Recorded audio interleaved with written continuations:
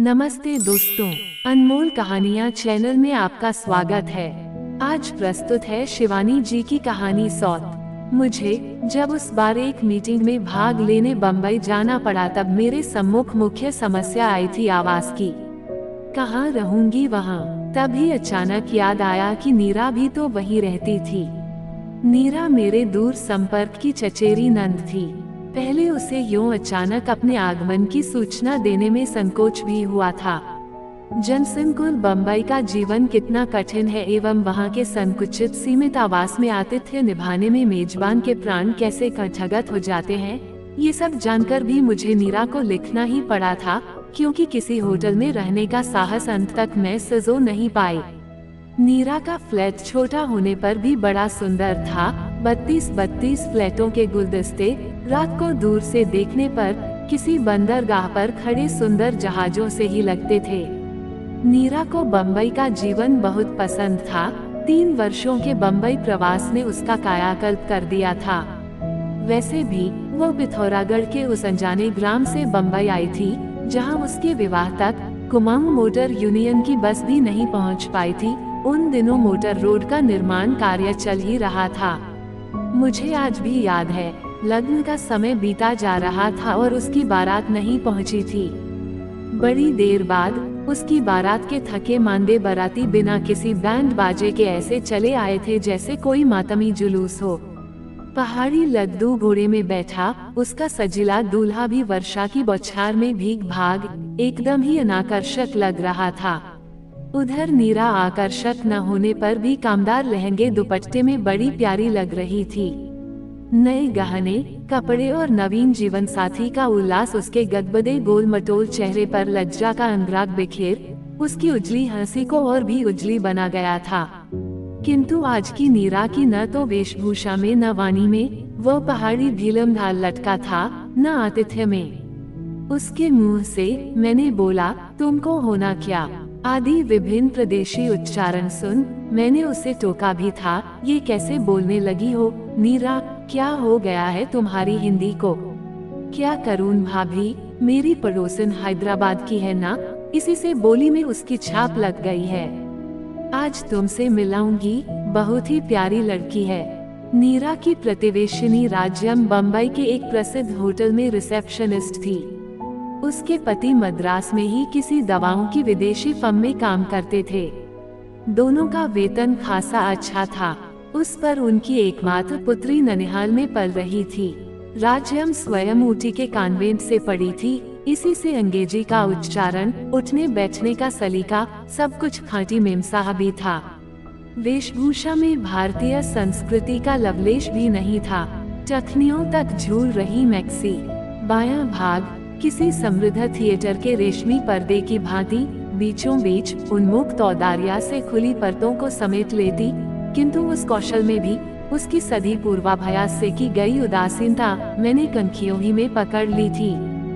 गुलाबी रेशम की खुली भांज के बीच रह रहकर उसकी गुलाबी रेशमी जंघा की क्षणिक छटा बिजली सी कौंध जाती, किंतु उसके चेहरे पर वही स्वाभाविक सौम्य स्मित खेलता रहता, जैसा उन सकस सुंदरियों के चेहरे पर रहता है, जो बालिश्त भर की रेशमी कोपिन पहने टैपीज के झूलों पर ऐसी ही उदासीनता से सरा से निकल जाती हैं। उसकी मैक्सी का गला भी इसी औदार्य से खुला, किसी उत्तुंग पर्वत श्रेणी पर फिसल रहे पहाड़ी झरने के वेग से ही झझराता नीचे उतर गया था।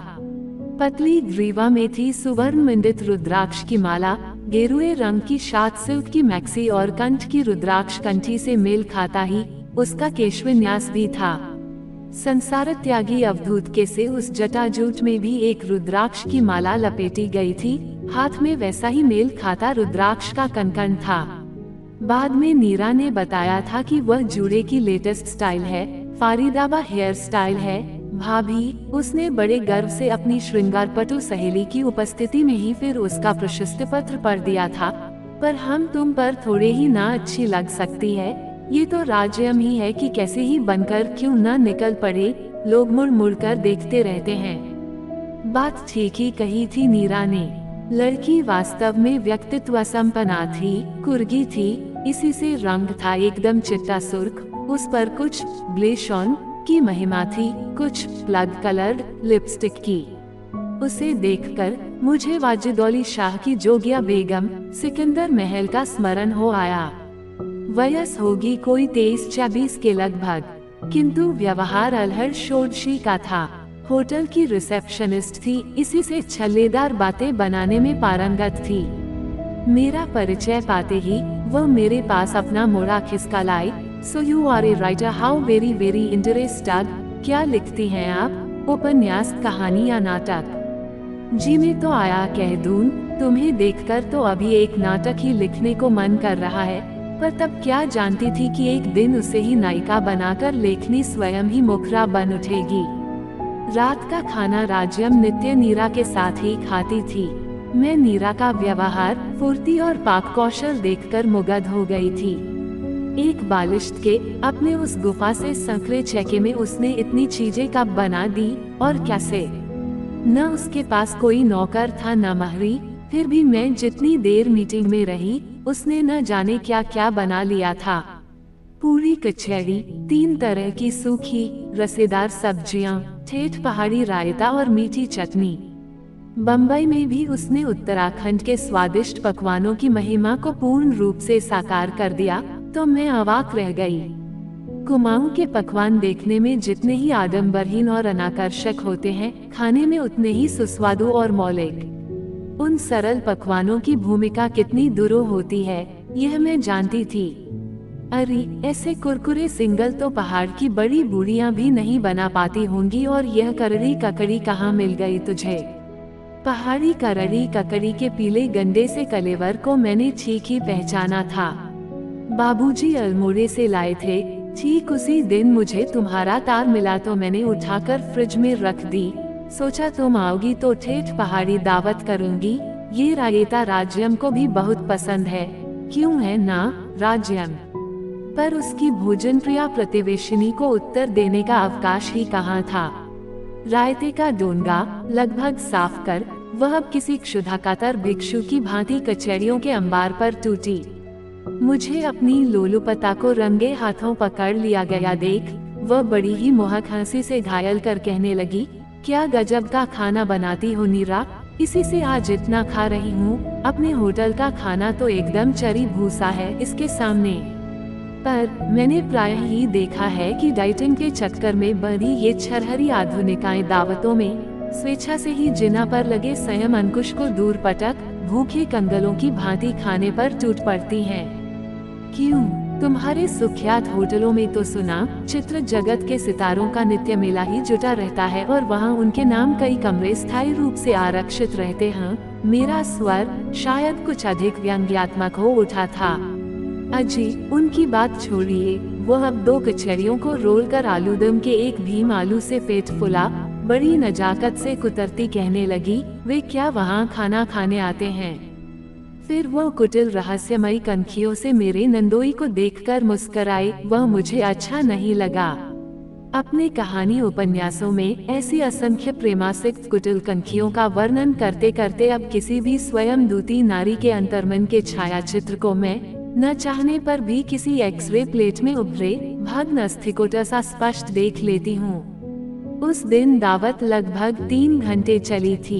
इस बीच उस चपला सुंदरी प्रतिवेशिनी की उपस्थिति ने मुझे अपनी सरल नंद के अदृष्ट के प्रति आशंकित ही किया था। खाने के बाद अचानक याद आया कि मीठी खीर के पश्चात वह अत्यंत अनिवार्य भारतीय मुखशुद्धि का प्रबंध करना भूल गई थी। हाय राम, मैं तो भूल ही गई थी कि आप पान खाती हैं। वैसे तो चैपाटी दूर नहीं है, पर अरे क्या पर करता उसकी मेखलाधारिणी कैबरे नर्तकी सी प्रतिवेशिनी हंसती उठ गई। हम अभी लाएगा, चलो तो महेश निकालो अपना स्कूटर। मैं स्तब्ध रह गई। इतनी रात को क्या ये लड़की अपनी इस अधखुली मैक्सी में महेश की कमर में हाथ डाल मेरे लिए पान लेने जाएगी? नहीं नहीं, मुझे पान की कोई ऐसी आदत नहीं है, मैंने कहा। पर मेरी भोली नंद के चेहरे पर अपनी सखी के प्रति कृतज्ञता की सहस्र किरणें फूट रही थीं। प्लीज राज्यम, पूरा भर लेती आना, फ्रिज में रख दूंगी। और फिर मेरी भयत्रस्त आंखों के सामने वह अपनी सखी के सहचर की कमर में हाथ डाले हवासी निकल गई। बड़ी देर बाद दोनों पान लेकर लौटे तो मैंने कठोर दृष्टि से महेश को घूरा। उसे मैं क्या आज से जानती थी। फटे कोट की बांह से नाक पोंछता महेश प्रायः ही तो हमारे यहाँ कभी पिता के लिए शिवपुराण मांगने आता और कभी विष्णु पुराण। उसके पिता गोविंद वल्लभ पांडे हमारे कुल पुरोहित थे और मेरा ही नहीं, मेरे सब भाई बहनों का षष्ठी पूजन उन्होंने किया था। मैं देख रही थी कि महेश मेरी आंखों से आंखें नहीं मिला पा रहा है। जब नीरा की प्रतिवेशिनी विदा हुई तब वह मेरा बिस्तर लगाने मेरे कमरे में आई। भाभी, कैसी लगी मेरी सहेली? है ना गजब की लड़की। इसके होटल में कोई भी VIP अतिथि आए, इसकी ड्यूटी न हो तब भी इसे ही बुलाया जाता है। मैं समझ सकती हूँ, तुम्हारी सखी के व्यक्तित्व की सृष्टि ही विधाता ने पुरुषों का आतिथ्य निभाने के लिए की है, मैंने कहा। पर भोली नीरा ने मेरे उत्तर के व्यंग्य को एक कान से सुन दूसरे से निकाल दिया। वो फिर उसी उत्साह से कहने लगी, है तो मद्रासी, पर रंग हम तुमसे भी गोरा है। उस पर कपड़े पहनने में तो इसका जवाब नहीं है। भाभी, चाहे कुछ भी न पहने तब भी हीरे सी दमकती है। वो तो देख ही लिया। मेरा रूखा स्वर फिर उस चिकने घड़े पर तेल सा ढरक गया। अच्छी लगी ना तुम्हें? नहीं, न चाहने पर भी मेरे हृदय की बात होठों पर फिसल गई। क्यों? चादर की सिलवटें ठीक करते उसके दोनों हाथ रुक गए। इसलिए कि मुझे स्कूल कॉलेज न जाने वाले लड़के और ससुराल न जाने वाली लड़कियां जरा भी अच्छी नहीं लगती। मैंने हंसकर कहा, तो क्या हो गया, उसके पति तो यहाँ आते रहते हैं, फिर बेचारी करे भी क्या। सास बेहद तेज है। मैं 3 दिन तक नीरा की अतिथि बनी रही और उन दिनों की संक्षिप्त अवधि में ही उसकी उस चतुरा प्रतिवेशिनी का व्यवहार मुझे स्तब्ध कर गया। नित्य प्रायः वह महेश के ऑफिस जाने तक नीरा के यहाँ ही डटी रहती। मैं अपने कमरे से ही देखती, वो महेश के कमरे में बैठी खिलखिला रही है और मेरी मूर्खा नंद चैके में भाड़ झोंक रही है। चाय नाश्ता वहीं से लेकर वह होटल जाती और 5 बजे लौटती। फिर अपना ताला खोलने से पहले वह नीरा की ही घंटी बजाती। रात को भी उसका खाना नीरा के यहाँ ही रहता। बड़ी रात तक ताश चलता। गिलासों की खनक से ही मैं जान जाती कि ताशों के जोर जोर से फटके जाने और असंस्कारी कहकहों के पीछे किसी गहरे जलपान का बहुत बड़ा योगदान है।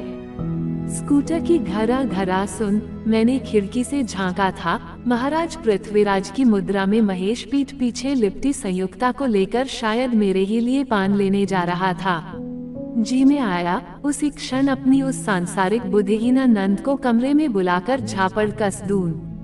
पर 3 दिन के लिए जिसने ही नंद के गृह में अतिथि बनकर आई थी, उसके निर्मल चित्त में संदेह का व्यर्थ बीजारोपण कर मुझे मिलता भी क्या। हो सकता था वह संदेह मेरी आवश्यकता से अधिक संस्कारग्रस्त देहाती चित्त की कल्पना मात्र हो। क्या पता आधुनिक पतिव्रता की मान्यताएं अब हमारी मान्यताओं से भिन्न हो। वह पति को ऐसी स्वतंत्रता स्वेच्छा से ही दे देती हूँ। फिर भी चलते चलते मैंने उसे सावधान कर ही दिया था। देखो नीरा, तुम बहुत भोली हो। फ्लैट का जीवन निश्चय ही कुछ अंशों में मनुष्य के जीवन को अनुभवों से समृद्ध करता है, किंतु इसके लिए तुम फ्लैटवासियों को अपनी एक बहुमूल्य धरोहर खोनी भी पड़ती है। वो है तुम लोगों की प्राइवेसी। किसी भी परिवार के सुख के लिए इस प्राइवेसी का अक्षुण्ण रहना अनिवार्य होता है। यहाँ तो तुम्हारी एक छींक, खांसी या डकार तक पर तुम्हारा अधिकार नहीं रहता। उसी क्षण वह दूसरे परिवार की छींक खांसी बन जाती है। तुम्हारी सखी से तुम्हारी ऐसी मैत्री देखकर बड़ा आनंद आया, किंतु एक अंग्रेजी की कहावत सुनी है, अंतरंगता घृणा की जननी होती है, इसे मत भूलना नीरा। हाय भाभी, तुम्हें क्या लगता है कि मैं किसी से लड़ूंगी? मैं फिर कह ही क्या सकती थी। मैं जब रात की गाड़ी से चलने लगी तब नीरा की प्रतिवेशिनी फिर मेरे लिए स्कूटर भगाती पान ले आई थी। मैंने पुड़ा बटुए में डाल लिया और जैसे ही स्टेशन पीछे छूटा, मैंने बंधा पुड़ा खिड़की से बाहर फेंक दिया। फिर 1 वर्ष तक मुझे नीरा की कोई खबर नहीं मिली। पिछली बार एक शादी में पहाड़ गई तब उसकी माँ मिल गई। कभी उनकी गाय घोड़ी बनना के बिना कोई भी विवाह उत्सव संपन्न नहीं होता था। उस दिन एक निर्जन कोने में ऐसी बैठी थी कि पहले मैं उन्हें देख भी नहीं पाई। नन्हे से घूंघट की यवनिका में उनका उतरा कुम्हलाया चेहरा देख मैं स्तब्ध रह गई। क्या हो गया था मेरी इस आनंदी सास को? अभी 2 वर्ष पूर्व नीरा के भाई की शादी में उन्होंने मेरे ससुर के सूट बूट में लैस हो, कभी गोरे साहब और कभी पहाड़ की सरल ब्राह्मणी का अपूर्व अभिनय कर हमें हंसा हंसा कर मार दिया था। किसी अनुभवी वेट्रोवायोलिस्ट की गुड़िया की भांति वह कभी मोटी मर्दानी आवाज में गोरे साहब का प्रणय निवेदन करती, फिर तत्काल कंठ का पैतरा बदल जनानी कांपती आवाज में थरथरा कर गाती, हाथ जोऊं गोरा जी, मैं तो बीबी बामनी। मैंने उन्हें देखते ही हंसकर ढोलक उनकी ओर लुढ़का दी। लो चाची, ये क्या मुंह लटकाए बैठी हो जाए एक कड़कती सी घोड़ी।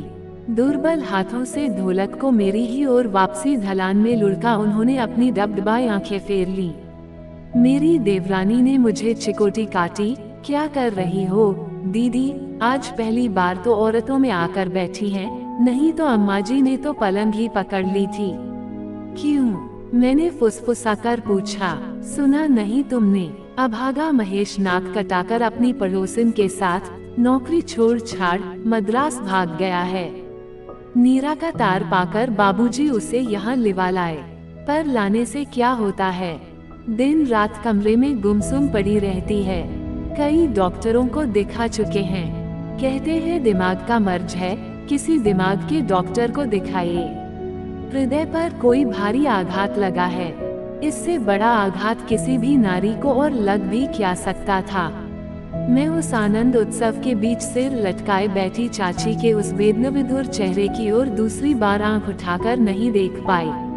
चलने लगी तो देवरानी चांदी की तश्तरी में पान ले आई। लो भाभी, मैं तो भूल ही गई थी कि तुम पान खाती हो। ठीक 1 वर्ष पहले यही शब्द नीरा ने भी कहे थे। नहीं, मैं अब पान नहीं खाती, कह मैंने तश्तरी खिसका दी और उठ गई।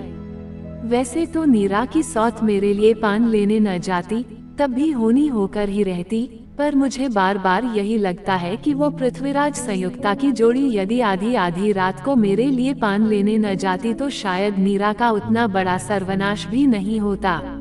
आशा करती हूँ आपको कहानी पसंद आई होगी। कहानी को लाइक और शेयर जरूर से करें और चैनल को सब्सक्राइब कर लें। धन्यवाद।